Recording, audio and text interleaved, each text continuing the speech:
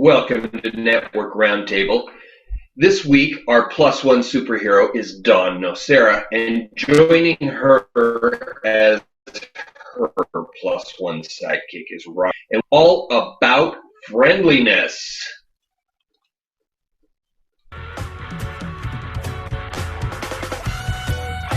I remember visiting my grandfather's farm in Alberta, Canada.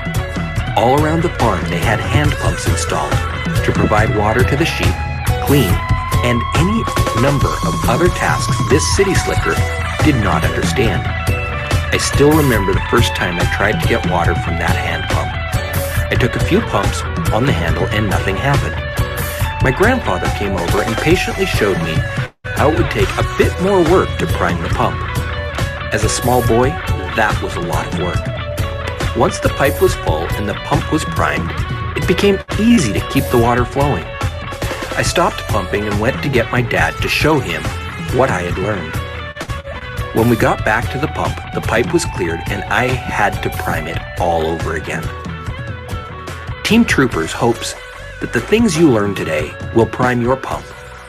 It's up to you to keep the inspiration flowing. All right. Welcome, welcome, welcome. I'm super excited about this week's show. Friendliness is going to be an interesting topic, especially how it relates to business. So we're going to go ahead and start off with our typical little foray into opening the show, which we call Super Sidekick Admiration and Sidekick Super Admiration. Just so that Dawn and Robert understand how this exercise works, it's quite simple. We decided that it's much better for people who know each other to do the introduction. So that's basically what this is. Dawn, you're going to tell us who Robert is, why you selected him as your plus one superhero, and why we should all think he's totally awesome, as if Leslie Wagstaff doesn't already know. And we are then going to turn the camera over to Robert, who is going to tell us why Dawn is so amazing. That's how this works. So let's go ahead and get started with that little exercise. Dawn, go ahead. I gotta unmute myself. Hey. Okay, so Robert is awesome. Can you guys hear me? I want to make sure. Okay, awesome. I am totally friendly with Robert. When I first met him, I realized that we had an instant friendly connection, and I love that about him. And who he is, he's an author. He's got a great book called Manifesting for Non-Gurus. Hold it up. Yay, there it is. Where he has you ask the questions that nobody wants to answer, like, who are you? And everybody wants to answer those questions. No, but seriously, what I really admire about Robert is he has got an amazing, Robert, you have an amazing way of being present to just about everything that's going on. It just seems like you're right here with us all the time, and it brings this nice calming sense. And I know you've done a lot of work. You've worked with Jack Canfield, which I don't even know if that's as impressive as who you are as a being. You know, it's not. You are much more than that. But that is a testament, I think, to who you are, is that if you can work with people at that level, that is really says something about you, and that you are just an amazing person. I hear you speak. I love how you talk about your family. I love how you speak about the people that you work with, your clients, and I just think you are a great person to have around. And why did I pick you? Because when the word friendliness came up, as that was the topic, the value, I thought, yeah, you were the first person that came to my mind. Gosh, Robert really gets the friendliness without it being about anything else. You're not trying to be friendly for a reason. You just are, and I appreciate that about you. So. That was awesome. Thank you. Robert, it's your turn for Sidekick Super Admiration. Wow. I love it. Good morning, everyone, and thank you so much, Dawn. That's a great way to start my day. I'm here in California, so it's a little early for me, but I love and appreciate hearing that. And I was thrilled when Dawn invited me to participate in this conversation. This exercise makes me realize Dawn and I actually don't know each other that well. However, I have had the chance to get to know Dawn over the past, I guess, a little bit more than a year or so, and I know that she's a person who has a lot of experience, a lot of really valuable experience. She's worked in a lot of different environments. She's worked on a lot of different levels with a lot of different people. She brings a level of expertise and skill to the conversation. But just as she was talking about, I think the connection between Dawn and I is much more on a heart level, on an intuitive level. And I get invited to participate in a lot of hangouts and interviews and those types of things. And Dawn's is one, the one that she hosts every Monday, is one that I make an effort to attend every time I possibly can, just because I love the connection to her. And she shows up in such a heart-centered and present way. You know, we all hear how important it is to be present, to be in the moment. And that's been absolutely my experience of working with Dawn and just being in her presence, is that she is always just fully there and fully aware and awake and there to serve the people that she's with. So again, I'm thrilled to be invited to be in this conversation with all of you, and I'm grateful to Dawn for inviting me to be a part of it. Yeah. Thank you. All right, starting a few weeks back, we started a new thing, and I finally came up with a name for it. It's kind of goofy, but and if you think about the ratios, it's better to be co-host number 2. But 1-2 admiration and 2-1 admiration. We're going to go ahead and have our co-host do this. It happened by mistake a few weeks back, and everybody seemed to love the co-hosts admiring each other. So co-host number 1 this week is Elaine. And so Elaine, you're going to start telling us why Robin Holland is so amazing. Robin Holland. Hello, Robin Holland. My friend. My accidental friend, but my deep friend. I love Robin Holland because she is one of the best listeners that I know. And, you know, just a minute ago, Robert talked about how present Dawn is in her Hangouts. Well, Robin is really present. When I'm talking with her on the phone, and we talk a couple times a week because we have a good heart connection, I really feel like she's listening from a deep place. And as a friend, she will often, you know, she'll just come up with responses that I don't expect at all. And that's because she's listening deeply. And the other thing that I love about Robin, and in her sense of being a good friend, is that she sets her boundaries. She's really clear.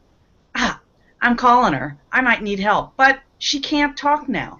And she doesn't make apology. It is what it is. And so being clear about how you're able to respond or the timeliness for that, she exemplifies that.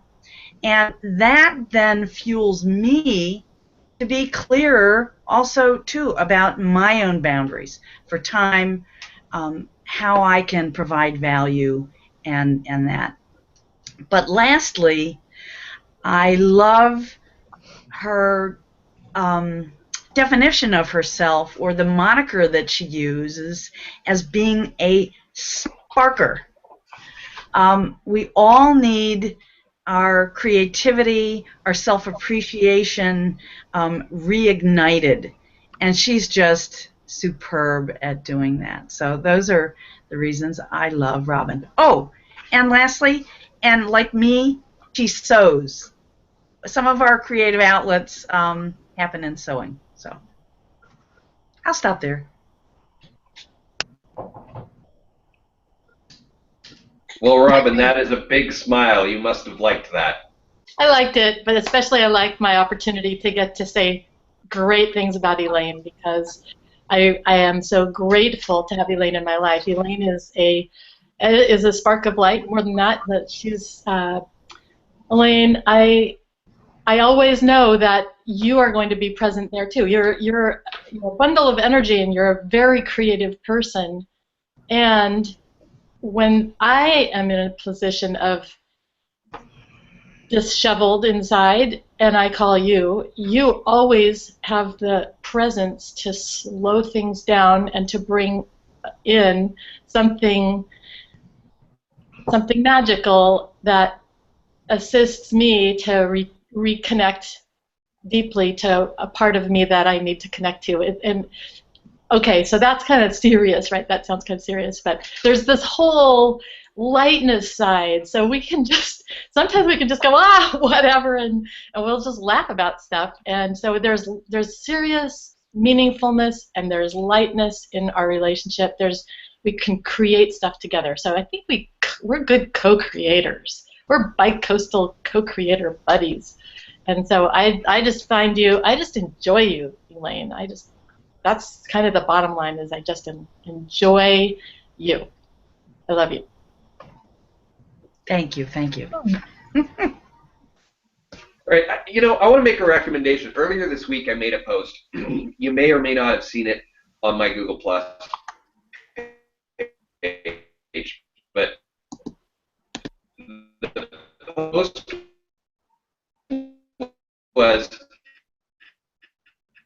a screenshot of all of the times my 7-year-old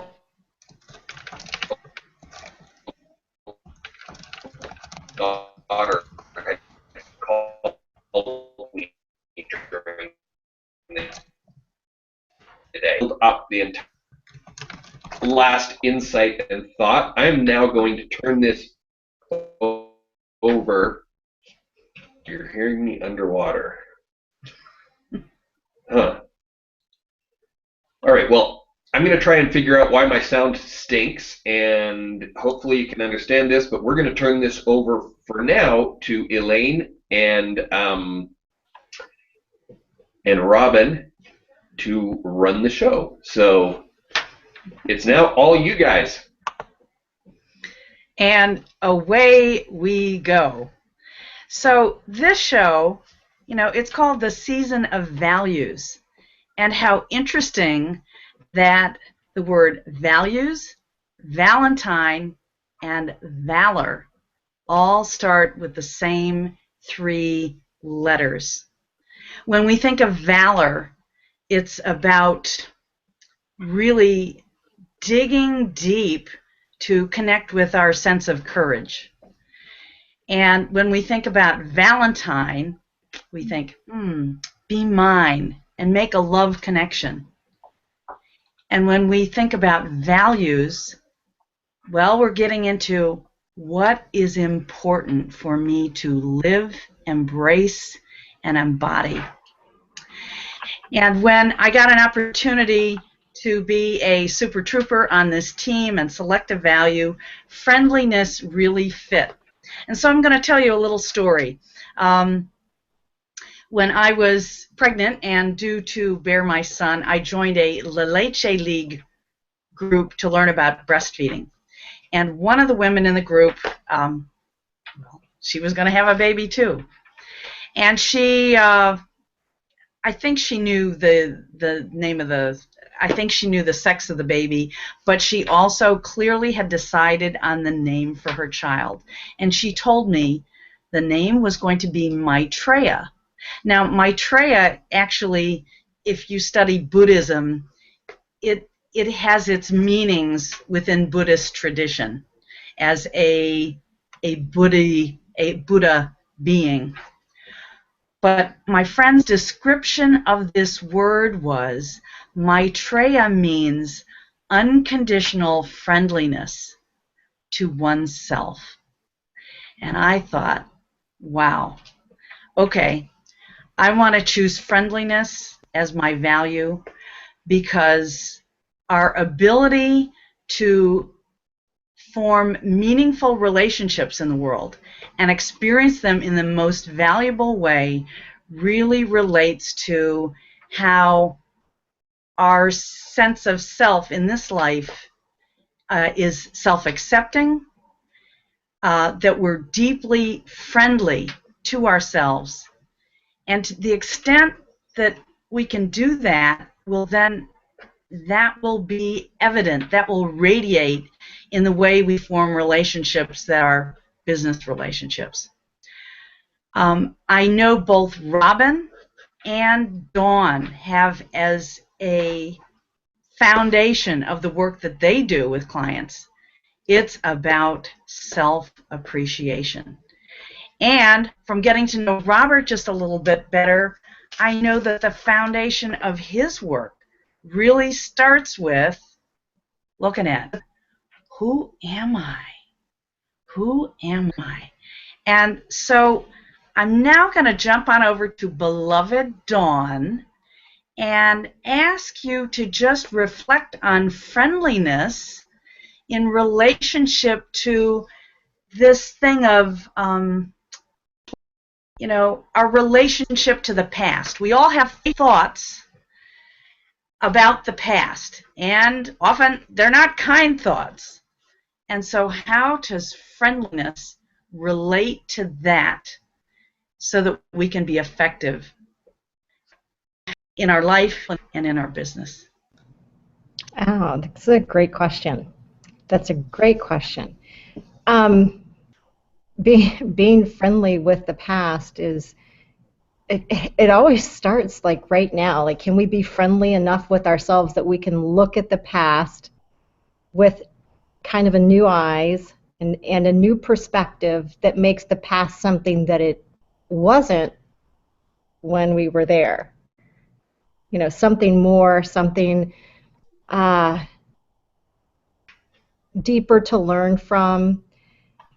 And when I was thinking about friendliness in the past, I was thinking about how the word friendliness in my life, you know, how did I value that word in the past as a, you know, and how has that evolved? And one of the things that I'm doing now is valuing the friendliness with myself as paramount. You know, that's the top priority for me, is to really be friendly, to be self-appreciating, and knowing that as I fill my own cup up, I become an overflowing well of appreciation for everybody else as well.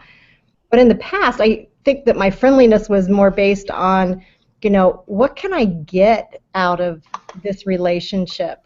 And it really wasn't about what I could give. So now when I'm looking back, I can see that with different eyes. That as a child, it was always about, you know, I mean, maybe not even as a child, but maybe like teenage years, I started to move into like, what is this relationship going to give me, which is not the way I view friendliness now. So, and that's kind of my view of the past on friendliness.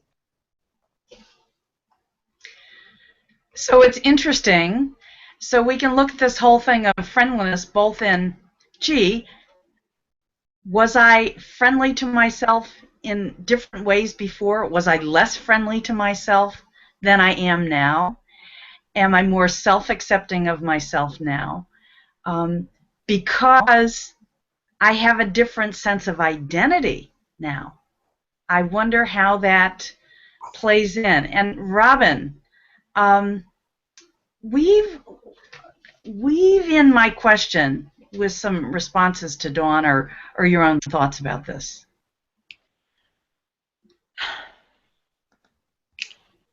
Refresh my question, please. Okay. In talking about the past in relationship to friendliness, I started talking about, you know, it's our reflections on the past, and that we often think of this. But Dawn started saying, she started looking at this question of the past and friendliness was, you know, did she have a friendlier relationship with her before than now, because perhaps her sense of self-identification is different? Yeah, it's funny. personally, I've been dealing with myself and with other people with this sense of who am I now, like Robert, and with the parts of me that are still here present with me now that also date back, like who I was when I was 6, that sometimes shows up and says, you're going to have to pay attention to me and take care of what's going on with me, or I'm not going to let you move forward. So I've been making friends with past me's that seem to still be present with me. And I've also been observing this with others around me. I'm working with some really talented people who do this kind of work. And for example, just yesterday, a person who had some blocks in her ability to work forward in a business situation got to meet herself as a 5th grader. And she saw that herself, when she was told something as a 5th grader, that it didn't bother her, but now as an adult, she's 59, it's bothering her a lot, this thing she was told as a 5th grader. But she went and looked in the eyes of herself as a 5th grader, kind of, in a pretend way, but feeling like a real way. And she saw that in the 5th grader's eyes, there was no negativity. It was what she did with it all the way along ever since, what she did with that, which she was told. And so she got to make friends, be friendly back to herself as a 5th grader. And so I've been thinking about that myself, because we all have parts of our life where we had something said to us or something happened, and then what we made up about that all the way along until now might be a little bit concerning for us now.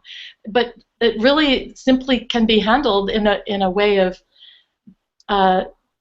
stopping for a moment, reflecting on that, looking at it, maybe looking that kid in the eyes, and something can just dissipate around that. I think that's a kind of way of being friendly with ourselves and acknowledging ourselves all along the way. So that was a long answer, but something that's extremely meaningful to me right now, which is, well, how many different ways can we love ourselves? How many different ways can we be friendly with ourselves? So that's something that I'm thinking about. What do you think about that? Do you folks resonate with that? Hey, Robin? Yeah. It was so amazing that you brought up relating in a friendly way to, like, your younger self. And I think that's an amazing exercise to do. And I'm actually interrupting your question for the other ones, because what you said about that, I think, so perfectly ties in with the type of work that Robert does. A lot of his current work is about really working with youth and forming this clear sense of self-identity, and I'll say even connected to the divine, a more spiritual sense of self. Looking at that earlier in life really helps fuel forward being part of this healing shift that's going on. Robert, can you pick up from there? Sure, absolutely, and I love how the conversation has drifted. When I first started making notes after Dawn invited me to be part of this conversation, when I first thought of friendliness, I thought of the outward expression of friendliness, really being friendly to others. But I think because of the nature of the work that I do, the conversation for me really quickly shifted to the importance of not only being friendly to others, but also being friendly to ourselves. And you're right, I'm doing a lot of work these days with students. And I'm working on college campuses where they're seeing problems like binge drinking and drugs and sexual assault and cheating and bullying, and really students making some really poor decisions.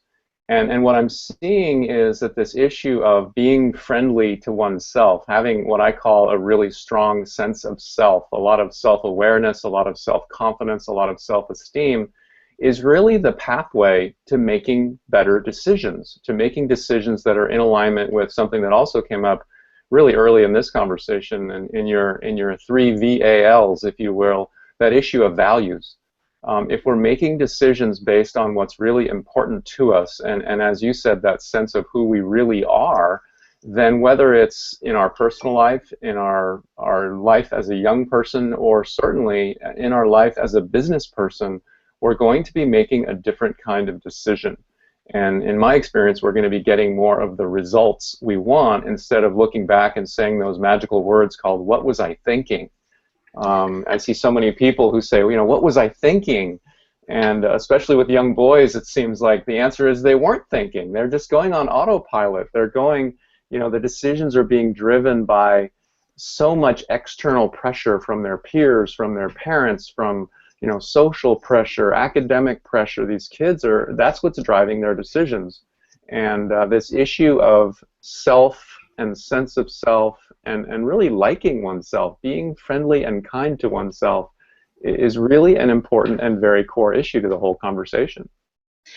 So, Robert, do you, in your work with various clients and including the youth, do you weave in stories about yourself, how you may have been friendly to yourself or perceived yourself, or your level of self-awareness that you had as a youth, and then how that changed from different experiences, and then why you're even sharing all those tips about really looking at who am I? I do. I weave in stories. Dawn mentioned briefly I had the opportunity to work very closely with Jack Canfield for a long time. I was Jack's director of training for a period of about 4 years, and he's been a major mentor to me. And one of the greatest things I think he taught me is the importance of stories. His belief in the importance of stories is really what led to the success of the Chicken Soup for the Soul book series. Jack was sharing stories from stage, and so many people were asking for those stories. They said, "Hey, let's start a little book series." And 500 million books later, that one did pretty good. But the other thing that I do that I think is equally important in terms of really engaging people in this conversation is when I'm speaking or presenting or what I like to call facilitating, I make everything I do very experiential and interactive, and I also include fun and humor. And in terms of really getting a message across and engaging people in a different kind of conversation, opening them up to new possibilities, I find that that's critical. The fact that this hangout is 6 people who are interacting with each other makes it so much more dynamic than if I was sitting here on screen for an hour, doing the Ferris Bueller blah, blah, blah thing. So the stories are great, and I also think including fun and humor and also making it experiential and interactive are all important keys to really getting that message across, having it land in a way that people can actually implement it rather than just have it be entertainment. So, to segue into the middle part of this discussion, which is friendliness in the moment, let's make this experiential for everybody on the panel and everybody that's watching. I want you to take a deep breath in with me. Okay, smile. We're having fun. Long exhale. Deep breath in. Smile. Long exhale. And now, just look at everybody. One by one, just let your eyes go to each of the people on the panel that you see in the film strip. And just say, I want to see the best in you. I want to feel the best in you. My willingness to do that with you will open up the floodgates of the best in me. Let's just take a minute to do that. Here's Dawn.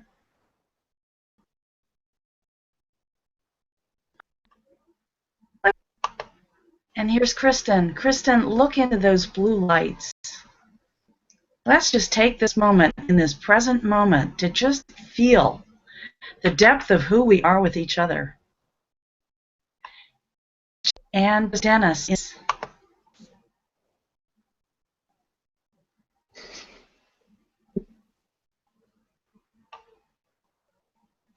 And Robert. Open those pretty baby blues, Robert. I think they're baby blues. Thank you. And Robin.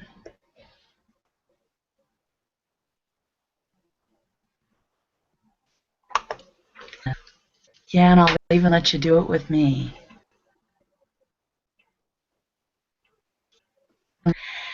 And take this experience and do this with someone else in your household, you know, or at work today.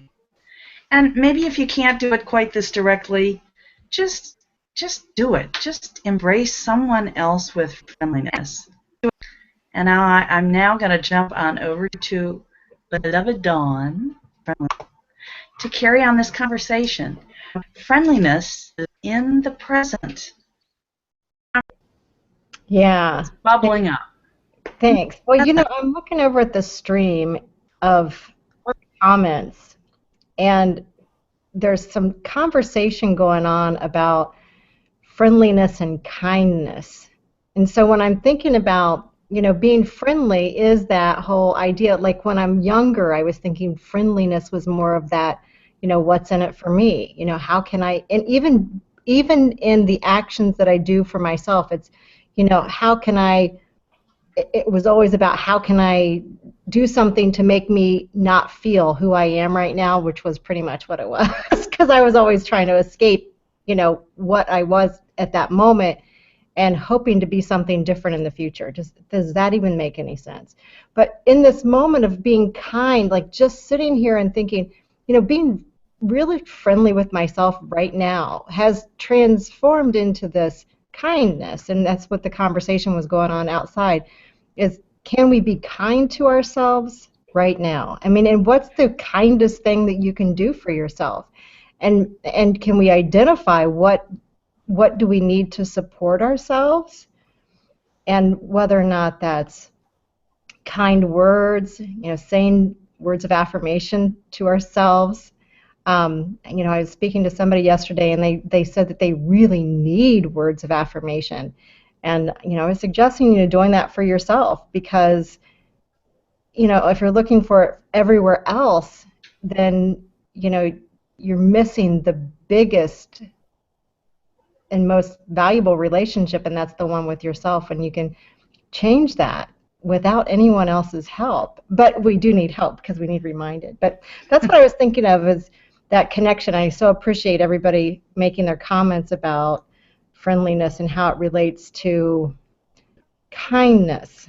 And more in that present moment, I guess, is just really, can I be kind? Can I be kind to Robert? Can I be kind to Robin? And not can I, but how can I? That's what it feels like. Dawn, as you're saying that, that directly relates to what we do in business. We're concerned about the pain points of people in the world. And so then it would seem to me that when we start each day, we want to be reflecting, asking our heart of hearts, our place of highest wisdom, our source of guidance, how can I truly be helpful today? To extend the work that I do in kindness. It really starts with being willing to ask that question every day, because sometimes we get on autopilot with our businesses and we think we have the grand idea for the system to use or this or that. But when we are kind to ourselves and listen more closely, sometimes on a given day, there's a little tweak to be done. So, Robert, let me jump on over to you in talking about friendliness in the present moment and extending that into business. Well, I love the little exercise that you took us through there, because I think it's profound example of what you're talking about the present moment, because you gave us the opportunity to make a choice in this moment, to simply look at each other and pause the busyness of our life, to just take a moment and look at someone through that lens of kindness or through that lens of friendliness, however you make that distinction. To me, they're very similar, and you know, we could debate the fine distinctions all day long, but it's a very similar. And the reality, to me, the important lesson is that so often the external influences that we have, the hard wiring that we have, the natural tendency of the way our mind works, actually directs us in the opposite way. It directs us to, you know, the potential danger, to to the red alerts and those types of things, rather than encouraging us to see the best in people, to choose to be kind, to be friendly in the moment. And I just think it's really important to remember that it is a decision, that it is a choice. I'm actually in the midst of rebranding my work around the expression excellent decisions. And to me, an excellent decision is made from that point of view that I was talking about earlier, about a really strong sense of self. I know who I am. I know what's important to me.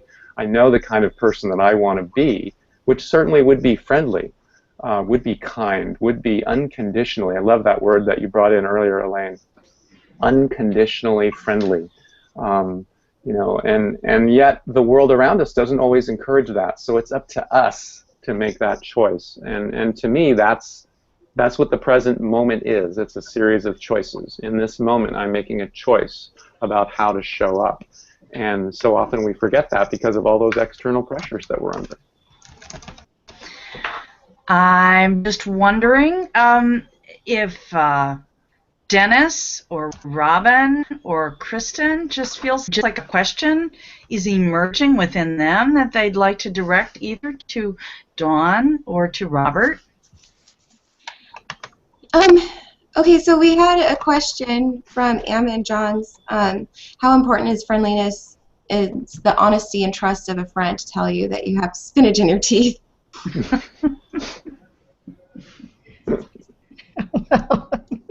Anyone want to take that one?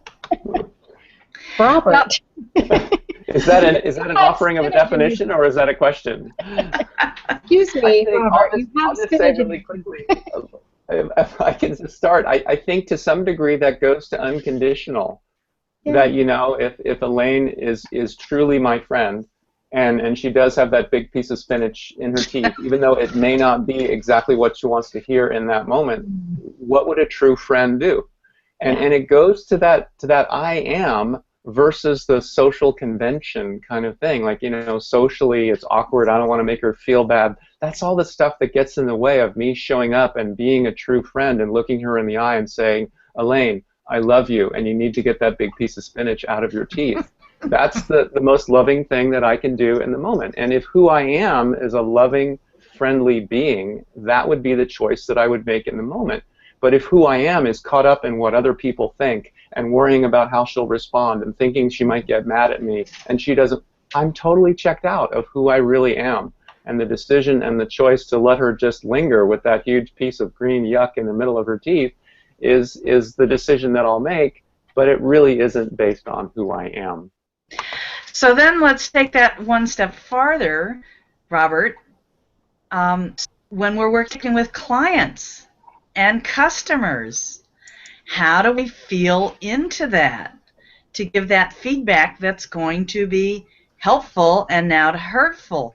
Both in, it occurs to me, sometimes we might have someone approaching us to do business and we really know it's not the right fit.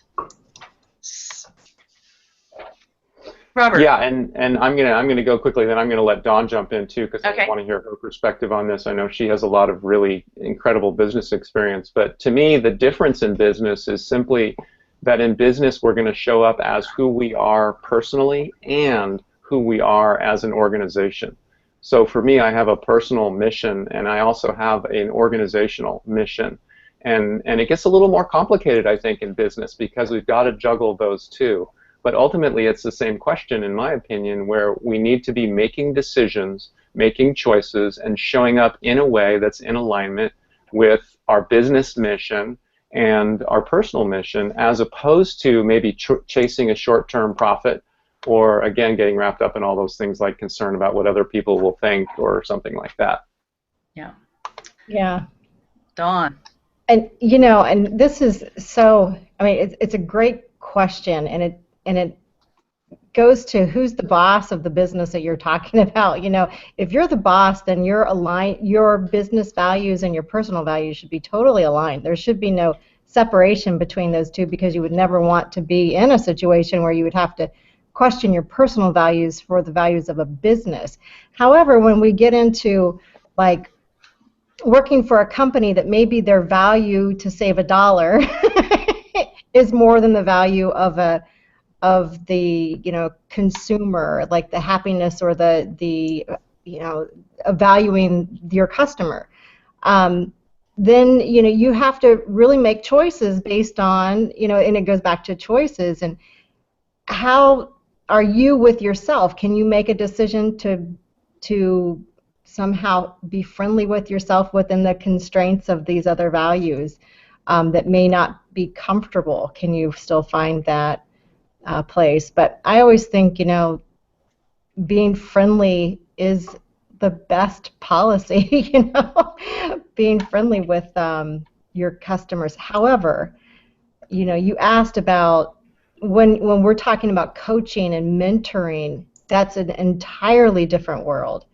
When I've got somebody underneath me and I'm mentoring them, the friendliness becomes, I am going to hold you to the vision that you have of yourself. And that means that these are the values that you set out to have. And if you're operating outside of those values, I'll let you know. I'll remind you. Because that's why you're with me. It's not, you don't choose to work with a coach because you want to get away with the stuff that you're trying to get away with, right? The habits, we'll call them the habits of being that aren't true to who you really are. I see that Robin actually has a question that she wants to weave into the conversation. Robin, take it away. Well, I'm looking out on some of the conversation, trying to keep track of the stream out there and here, and some people are talking about phoniness and authenticity, and we're talking about spinach and whether you say, that the spinach is there or not.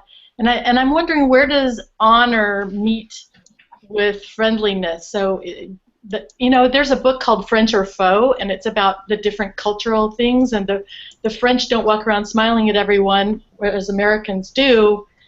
They think that the American culture is phony because we always smile at everyone. So it's a cultural difference. But what's phony and what's real when it comes to friendliness, and where does honor weave into that?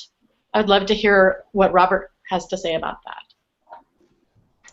Well, as Dennis talked about early on, and a couple of other people have mentioned as well, the core of my work is really based on getting clear about who we are. And if you're an angry, bitter person and you're walking around with a fake smile on your face, that's one thing. But if you've genuinely, done the work and gotten clear about who you really are and made a conscious choice to show up on a day-to-day basis with a positive point of view, one of the things that Dawn and I have in common is a love of Napoleon Hill. And Napoleon Hill calls it a pleasing personality. And I think to some degree, again, people forget that it's a choice. In any given moment, we can choose whether to be, positive and happy and friendly, or we can choose to be dour and, grumpy. We think it's not a choice, but I do think there is an issue in some cases with people pretending to be happy when they're ultimately not. And to me, that's very different than fundamentally making a choice to make the best of difficult situations, or to be friendly to people, even if, I had a situation the other day with a parent who I've had some issues with at my daughter's school, who ended up sitting right behind me at a soccer game, and to be honest, I wasn't really pleased about that, but I made a choice to be friendly and to be kind, rather than, that primal part of me that was called into the previous interactions I had had with her.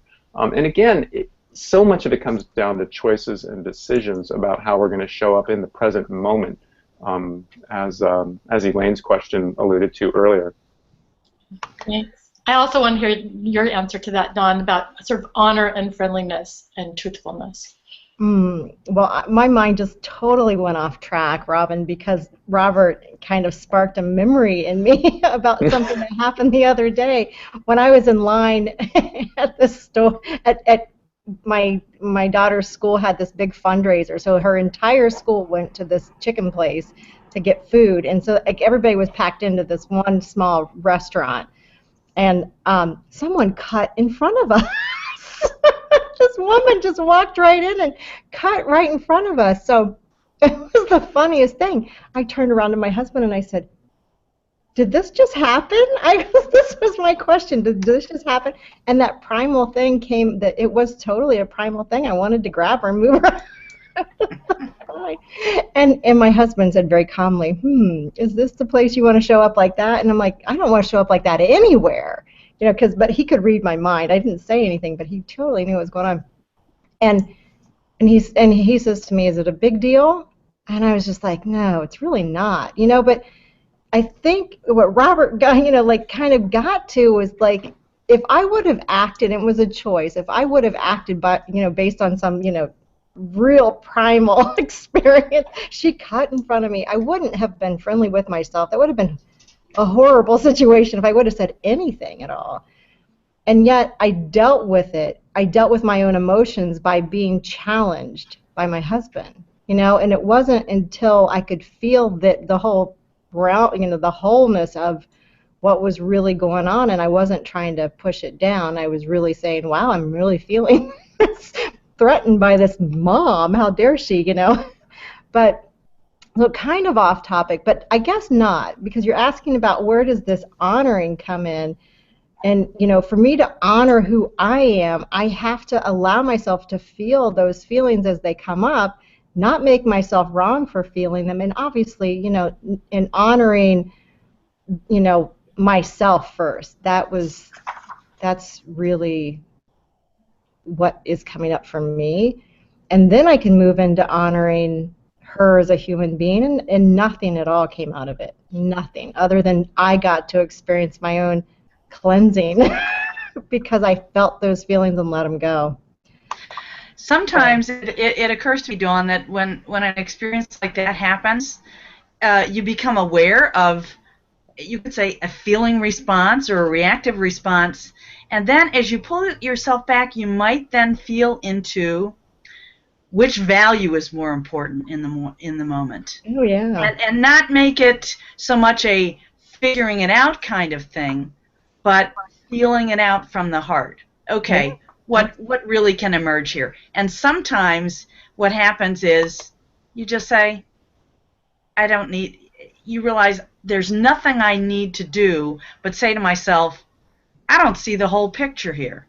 I don't know why this person might be led to be cutting in line. You don't know.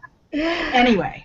Yeah. And if I could add something too, I think Robin's question brings up a really profound insight about genuineness. That is, it is important to be genuine, but also, the example that I shared and the example that Dawn shared also bring up, we sometimes get into situations where who we really are is bigger than the circumstance. I think Dawn's story illustrates that beautifully. Who she is, the person she's become and grown into, was bigger than the circumstances in that moment.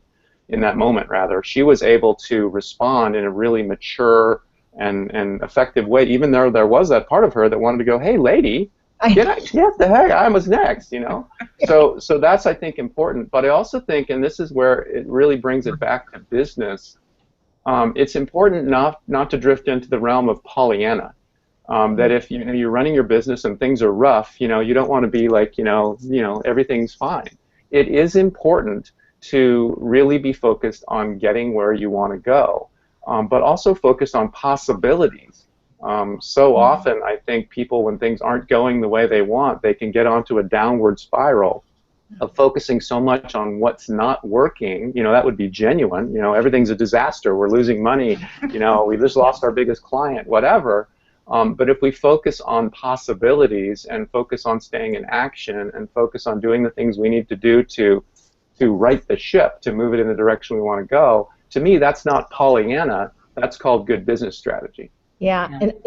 And I totally agree. And bringing it back to that word honoring, I mean, if you're in chaos and maybe even a downward spiral, or reality or genuineness is, you're faced with the reality of it, and you give yourself permission to really honor your business and saying, I have a business and I'm going to honor it. How do you honor your business? Well, you grow it, you take care of it, you support it, you give it the things that it needs in order to have more stability and to have a basis for growth in the future. And we can talk about that.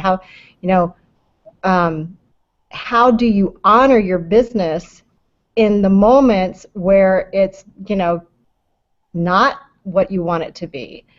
And sometimes it's just going back to the basics, and always it's going back to the basics. Can we make more sales? Can we? Is there something that's missing? Is there some blind spot that we're not seeing? Is there a piece in this? Is there maybe even unfriendliness? Is there a piece of our system that our customers view or feel is unfriendly? Is that, but looking for those things and being able to, add some support, bringing in somebody who's a lot more friendly to take care of the phones is huge. I'm not a great phone answerer. I love answering the phone, but sometimes that would not be a good job for me. There's other people excellent at that. What about if you don't want to work with someone, or you have a client that you need the money, but you can't work with them? Where does friendliness come in there? Robert, do you want to talk about this? I think we just had a conversation, but I want you to answer this.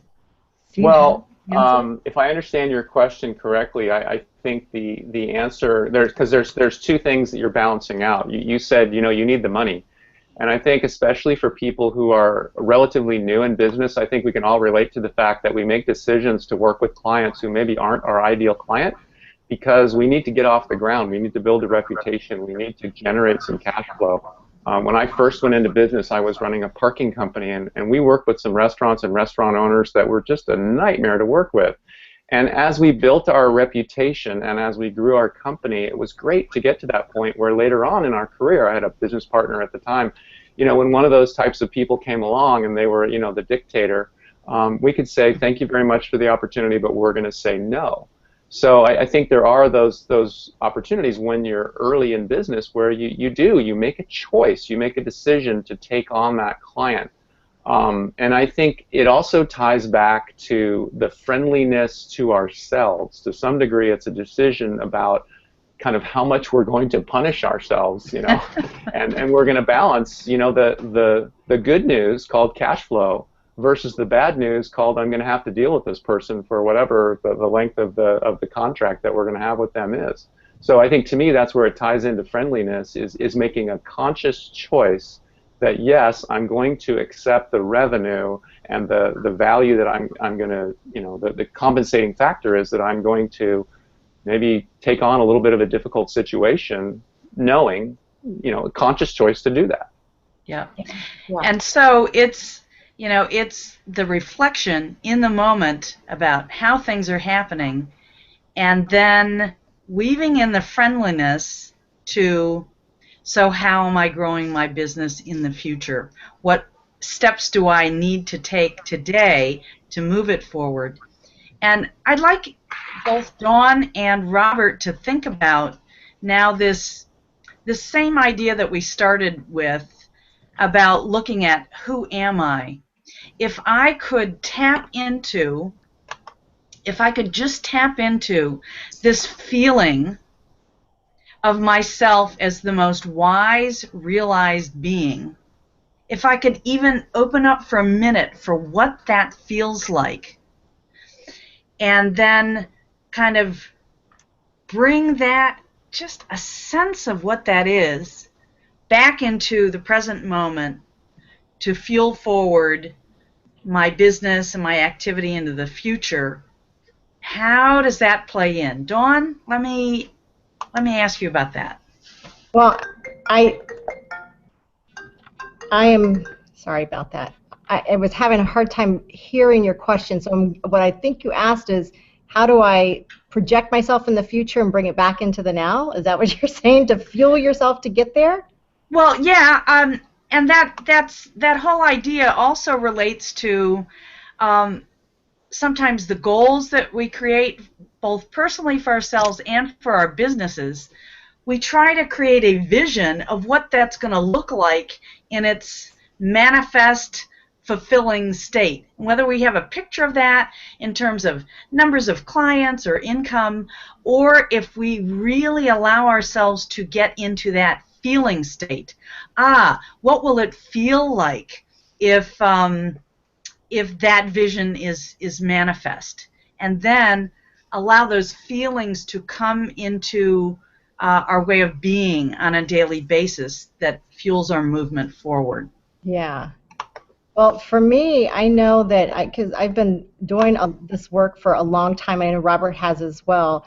I have kind of shifted away from the goal of the big vision goal, because even the people who have that big vision, there's something that stops us when we think it's so big. It must be so hard. But when I help somebody shift and focus on, the journey or becoming or the growth that's involved, it's like the growth happens instead of like there's a big vision and it's out there, because really only like 1% of the population is wired to goal achieve. So I enjoy, for myself, is feeling the feelings of growth, because so now I'm perpetuating that feeling, that love of expansion, that love of growing, and not stuck in anything that might stop me from saying that, I can have that vision, I can be that vision in the future, and just feel myself growing right now. And that for me is a big difference, and it's really changed everything for me. Yeah. So. I see that Kristen has pinned a comment or something, and I want to get to that in just a moment after I just let Robert respond to anything Dawn has said. Our time is actually, we're getting close to having spent an hour together, and so I want to let Robert respond. I want to pull up Kristen's comment and then have each person give a one-word kind of takeaway about the conversation. But Robert. All right. Well, I see we're getting close on time, so I'll make it really quick. I'm kind of reminded of Stephen. Well, I first heard it from Stephen Covey. It may come from somewhere else, but one of the things Dr. Covey used to say is, "He who is good with a hammer thinks everything is a nail."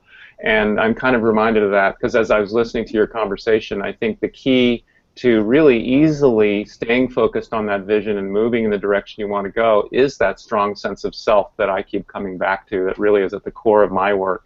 And when people have done the work and explored the possibilities of what they're really capable of and what's most important to them, and they're clear about their mission, their vision, their contribution, their values, the decisions get so much easier, and there's not so much angst and struggle around it, and things do really happen much more quickly and easily. So I think, in my experience, again, that's really the key. Yeah, I agree.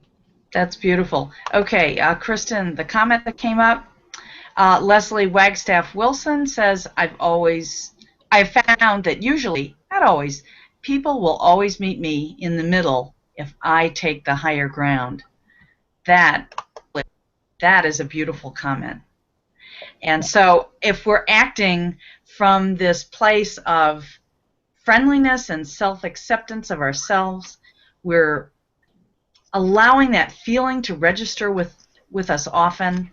That will fuel the type of engagement that we have, being helpful in every moment, and pull people on up to meet our level. Dennis, I'm going to turn this back over to you for the final minutes of the show. Either invite other comments from the panelists or whatever. Unmute. All right, I'm back. Thank you so much. You really ran a great show. This was an awesome conversation about friendliness. I love the direction it took. So we're going to do the last two exercises we do at each show, closing comments, which will go in this order. This is just simply how they show up. Go first, then Elaine, then Kristen, then Robert, and Robin. And then we will do one of my favorite parts of the show, shameless self-promotion, where each one of you in the same order get a chance to promote something, a blog post, whatever it is, something that you want people to, it's just a call to action. So let's go ahead and move through that order with closing thoughts, starting with you, Dawn. I'm muted. Okay, closing thoughts is I am just excited to meet new friends with you guys. And friendliness, first and foremost, is about being friendly with yourself. So thank you. Thanks, Elaine. Elaine, you're up. I'd like everybody to remember that friendliness is an F word.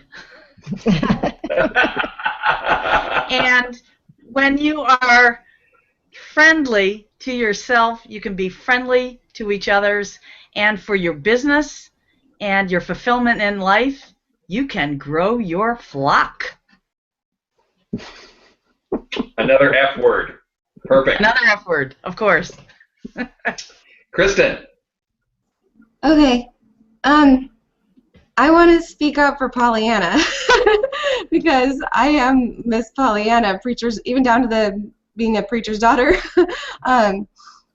It's not a bad thing to find the glad things in each moment.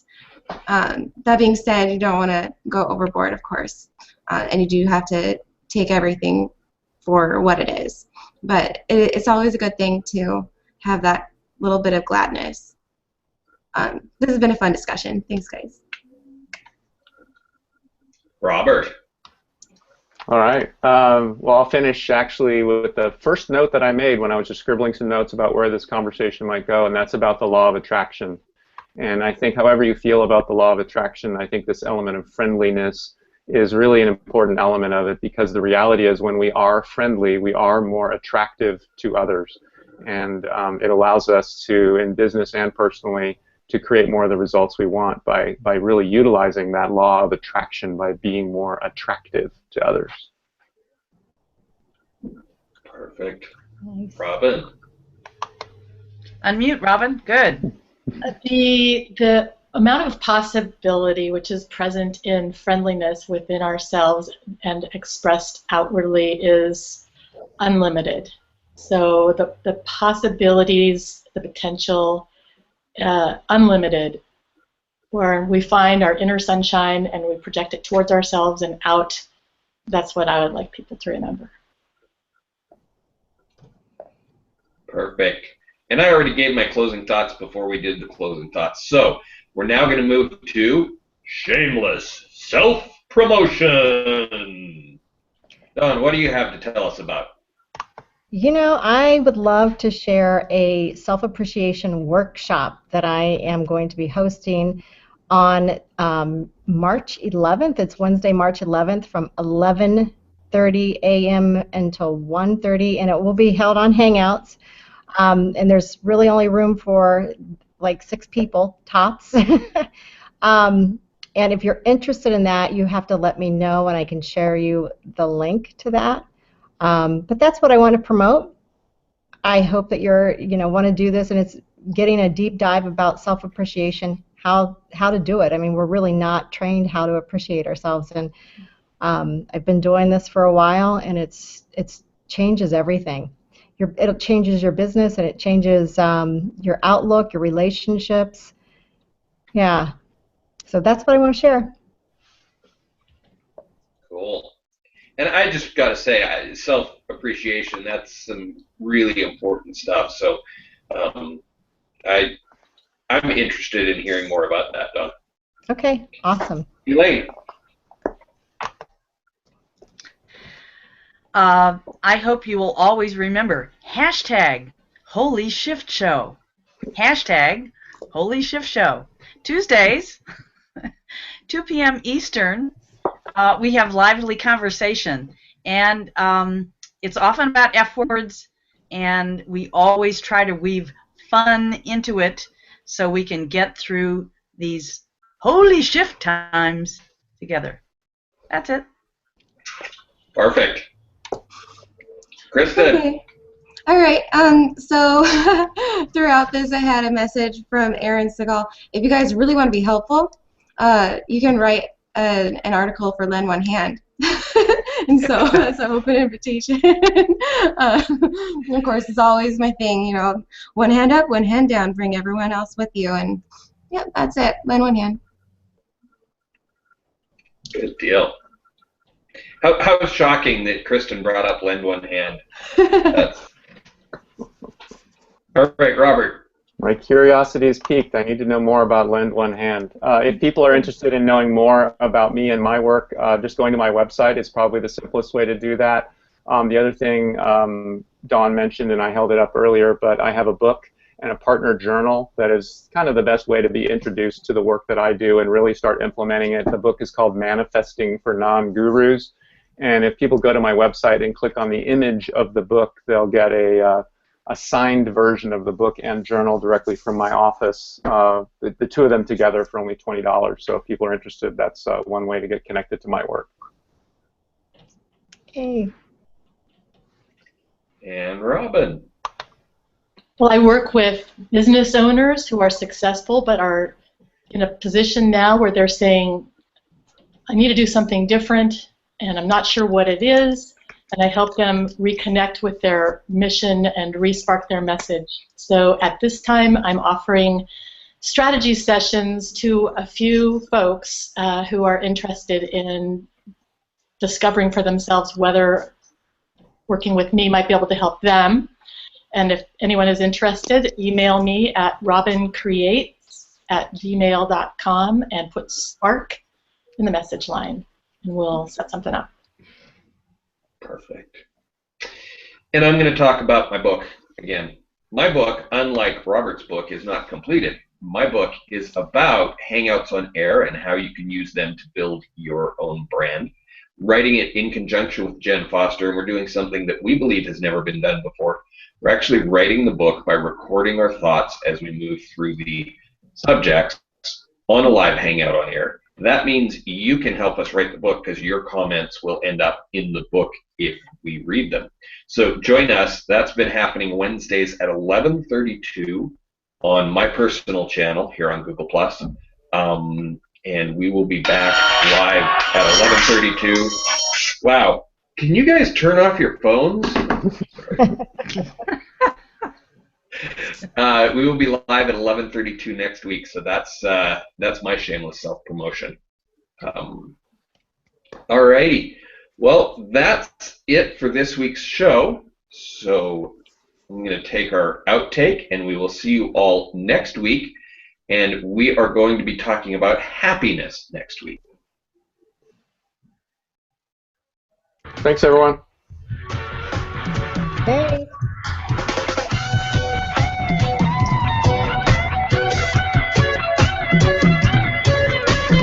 Thanks for watching Network Roundtable this week. I hope you were inspired to pump a little harder.